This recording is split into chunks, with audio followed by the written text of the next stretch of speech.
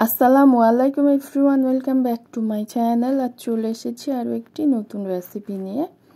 আশা করছি আমার আজকের এই রেসিপিটাও আপনাদের কাছে ভালো লাগবে। আজ আমি রান্না করব সুরমা শুটকি ভুনা।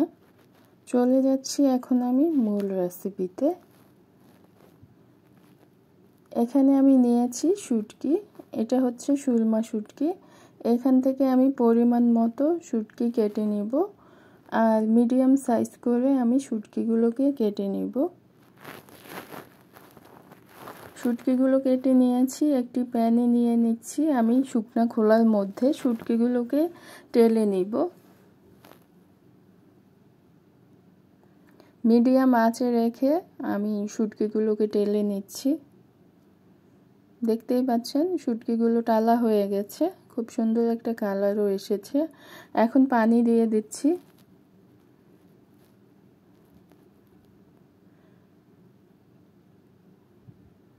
বলক উঠে আসা পর্যন্ত আমি এখানে অপেক্ষা করব। এতে করে শুটকির মধ্যে যে ময়লাগুলো থাকবে সেগুলো বেরিয়ে আসবে।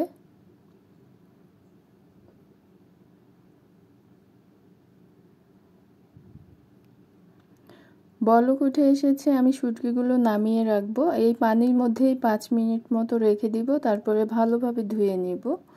একটি প্যান বসিয়েছি আর তেল দিয়ে দিচ্ছি 3 টেবিল চামচ পরিমাণে, আর পেঁয়াজ কুচি দিচ্ছি এখানে 1 কাপ পরিমাণে। পেঁয়াজগুলোকে আমি ভেজে নিচ্ছি।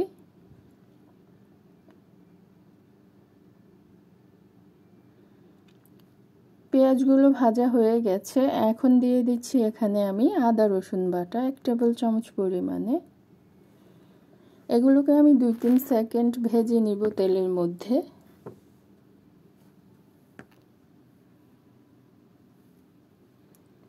এখন দিয়ে দিচ্ছি লবণ স্বাদ মতো।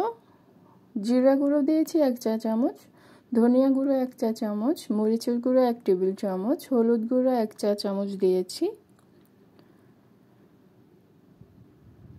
তেলের মধ্যে একটু কষিয়ে নিয়েছি, এখন পানি দিয়ে দিচ্ছি।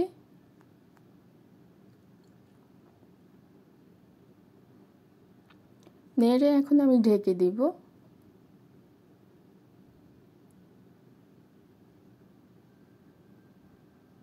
পাঁচ মিনিট মতো আমি মশলাগুলোকে কষিয়ে নিয়েছি।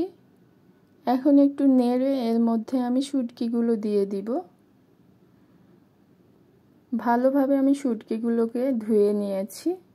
এখন তেলের মধ্যে কষিয়ে নিব 3-4 মিনিট মতো।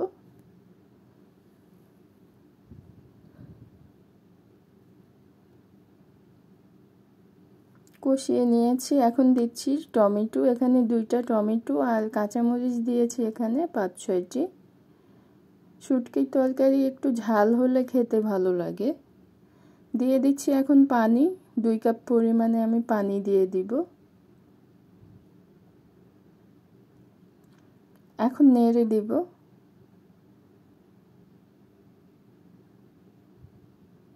এবার আমি ঢেকে দিচ্ছি। বলক উঠে এসেছে, এখন একটু নেড়ে দিব।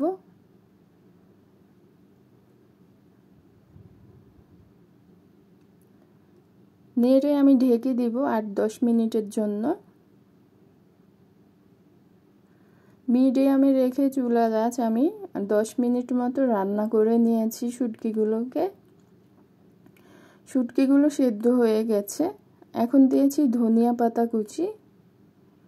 ধনিয়া পাতা কুচি দিয়ে একটু নেড়ে দিচ্ছি।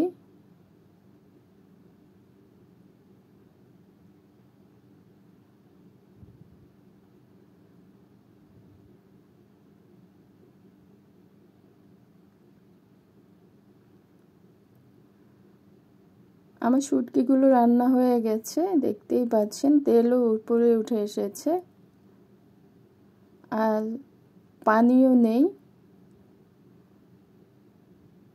এখন আমি চুলাটা অফ করে নামিয়ে নিব। মাশাআল্লাহ, দেখতে যেমন সুন্দর হয়েছে, কালারটা খেতেও আলহামদুলিল্লাহ খুবই মজার হয়েছে।